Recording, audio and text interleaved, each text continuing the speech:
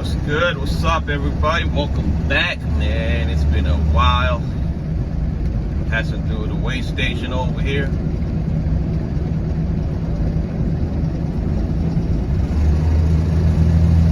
All right, that was quick.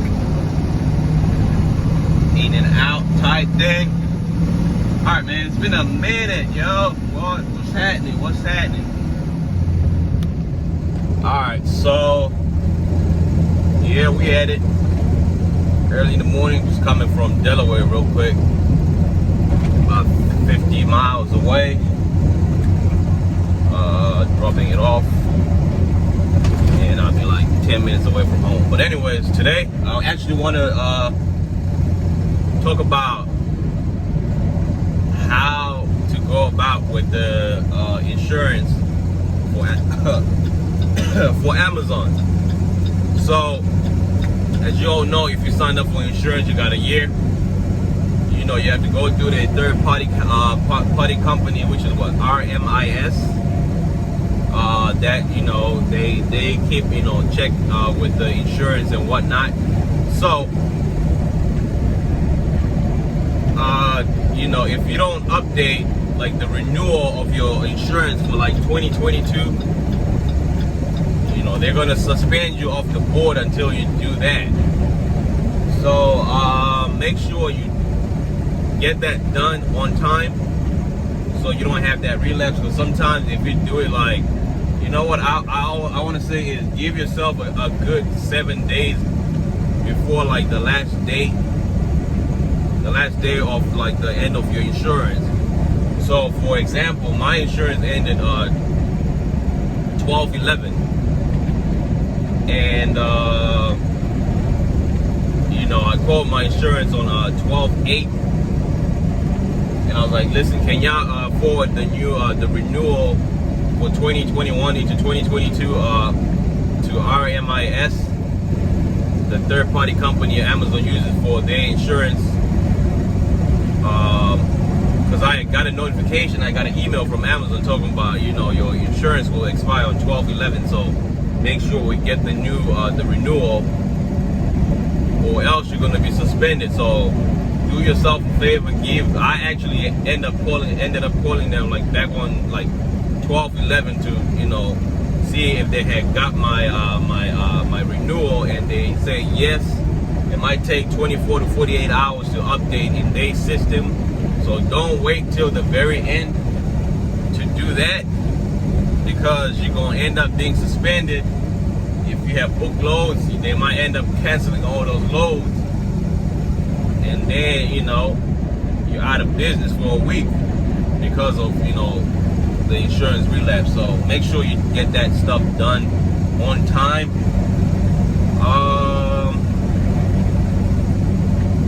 So yeah, man, that's pretty much the new information I got for y'all. Other than that, man, you know, we've been running same stuff, you know, we at it, you know, non-stop. Your boy's out of school right now, so, you know, yeah, I'm at it. But I messed up on Sunday, man. I woke up and I'm like half asleep. I was looking for a day load, quick run. Ended up booking a load. Mind you, I live in New Jersey. Ended up booking this load from Delaware, which is like a whole hour and a half. And I had to be there in 45 minutes. I don't know why.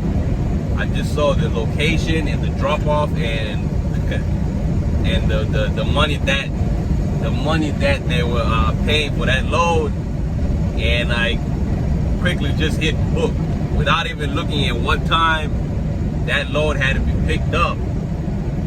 So I quickly, you know, realized I wasn't gonna make it on time.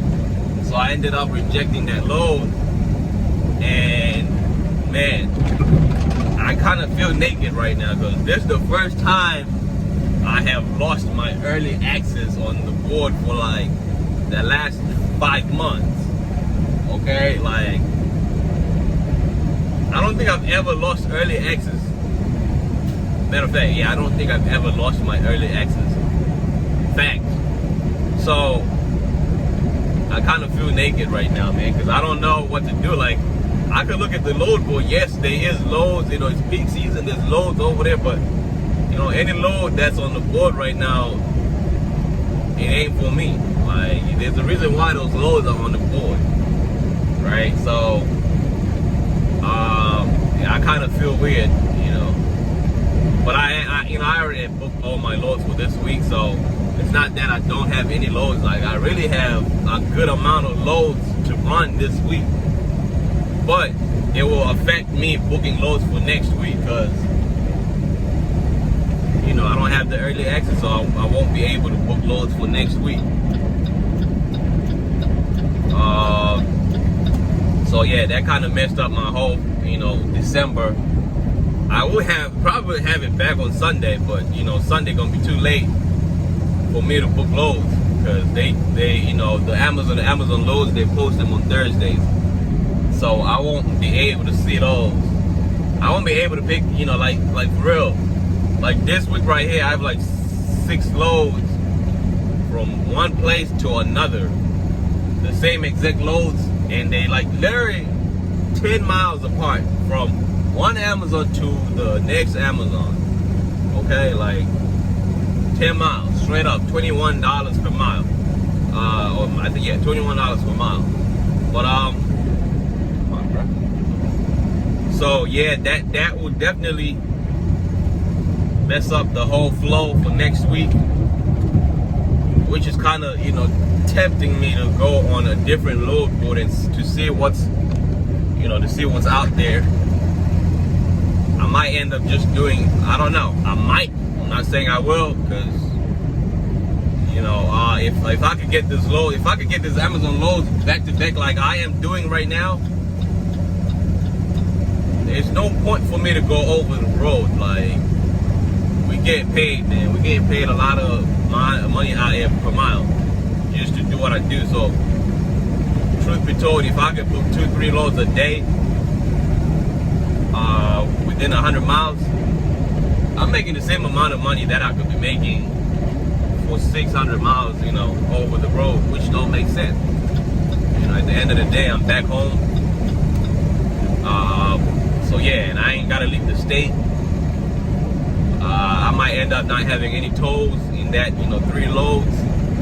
Like, for example, last week, I like literally picked up a load and dropped it off in Elizabeth.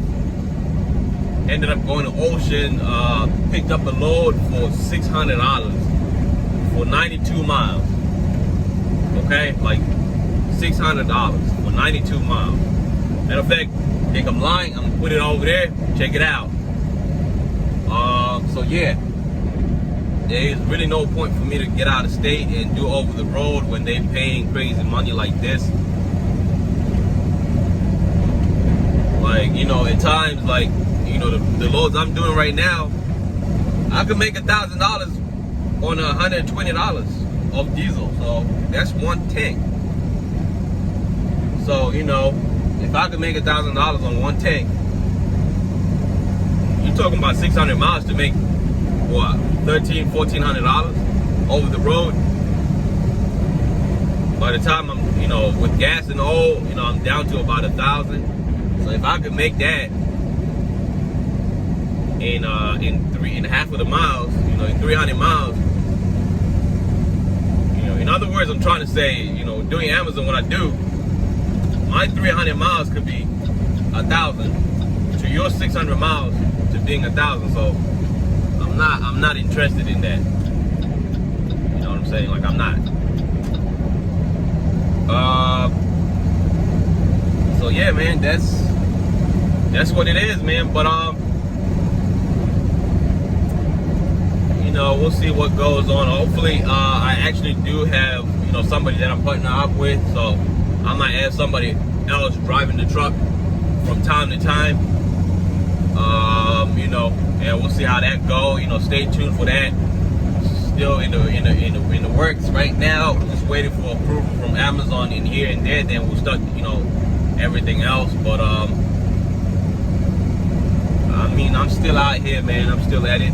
You know, ain't nothing different, ain't nothing changed. The truck is running good. Knock on wood. Also, I might actually post another video talking about my new entrance audit. I had to file with the FMCS, I don't know, FMSCA, shit, I don't know, FMCSA, that sounds about right. I had to do my new entrance audit, so stay tuned for that. I want to talk about, you know, that as well.